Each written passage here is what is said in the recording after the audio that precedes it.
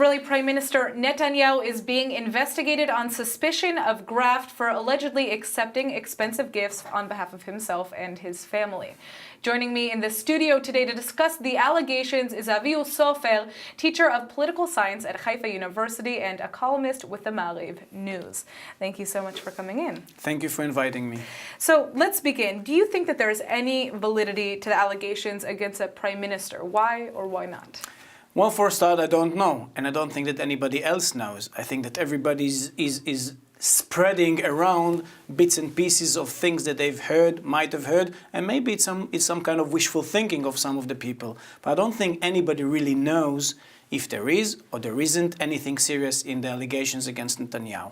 One thing we know and one thing we trust. In Israel is a law country, meaning we respect the law, we respect the police, we respect the Attorney General, but, and that's a big but, before Netanyahu's investigation, there has been a whole process of media hound behind him, basically as, let's put it this way, if we didn't manage to beat him in the elections, then maybe we'll take him off his chair through these allegations. Now let's talk about the Attorney General. You've made it clear that you believe that he's been pressured into opening these investigations. Why would he do that, and who's pressuring him? Well, it's not that I believe. He has been pressured. It's very simple. Look, there is some kind of coalition in Israel which collects media reporters that are acting like politicians and not like serious media people.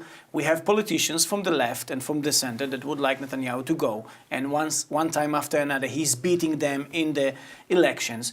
And we have people that have all kinds of interests in Netanyahu going. All those people manage to build together some kind of syndrome and some kind of atmosphere that there is something there behind Netanyahu.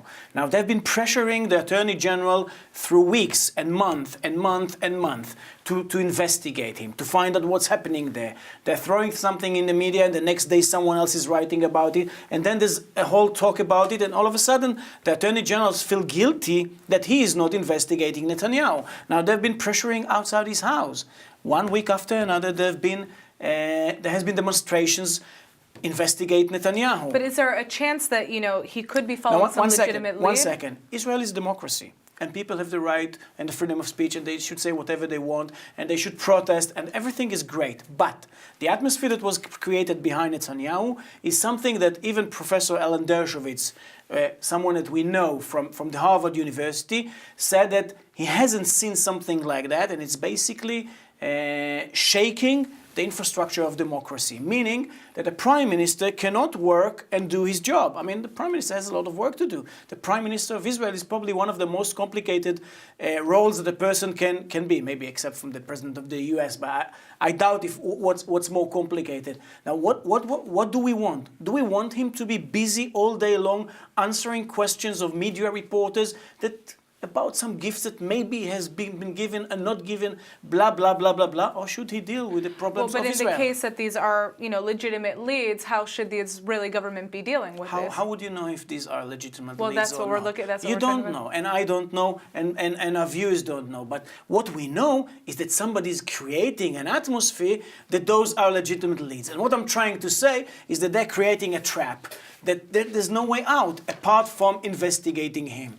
Now, I don't think that the Attorney General, the only reason he's done that is because of that. I think that he probably has some doubts or suspicions or questions he wishes to ask, and that's great. If there are things that needs to be cleared, they needs to be cleared. I'm talking about the atmosphere that was created, mainly in the media, that has joined some kind of politicians in Israel that are against Netanyahu, and that one time after another are losing to him in the elections. And the people of Israel are, moving in between all those different disinformation which is spread all over them. So now, I read an article last night on Ynet saying that Knesset member David Amsalem is attempting to change the law so that police would not be able to investigate acting prime ministers. Is there a chance that could happen, and would it undermine democracy in any way if it were to? For a start, it won't happen, and it's not a good idea. And it's an idea which is trying to say the prime minister has problems, but give him time because he needs to run the country affairs. That's not what I'm saying. I'm saying that specifically in regards to Netanyahu, there's a whole junta, we say it in Hebrew, I don't know how it's called in English, which has joined forces together, and those are media people, media reporters, together with politicians, and a lot of money which is spread in, maybe from overseas, I'm not sure, and all those people are working against him, and everything is right as long as he won't be in his chair. I think that in a democracy, people should go once in 4 years or 5 years or whenever the government is losing its grip and elect the prime minister and not try and find all kind of different bits and pieces and through that destruct his work and destruct the faith of the public in him.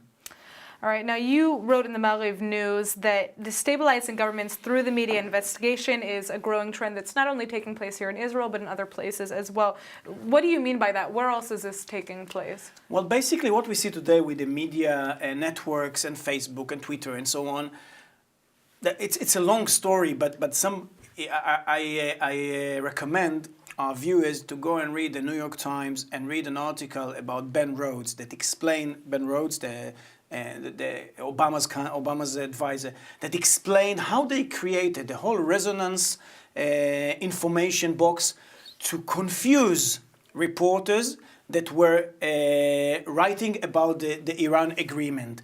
And they created the whole atmosphere and they created a whole public image in regards to something which Obama wanted to achieve. What I'm trying to say is here, people are putting the goal first, and afterwards we're trying to use the means in regards to achieve this goal. It's not that it grew up from naturally, that basically Netanyahu is guilty and we need to investigate him. No, Netanyahu needs to go. Now let's see what we can do in regards to make him go. And we are after him, and we're using forces, and we're using media, and we're using money, and we're using strategic planners, we're using advertising offices. Everything is right as long as he goes. All right, well, thank you so much for coming in. Thank you. And we'll see what happens today. Yes, thank you.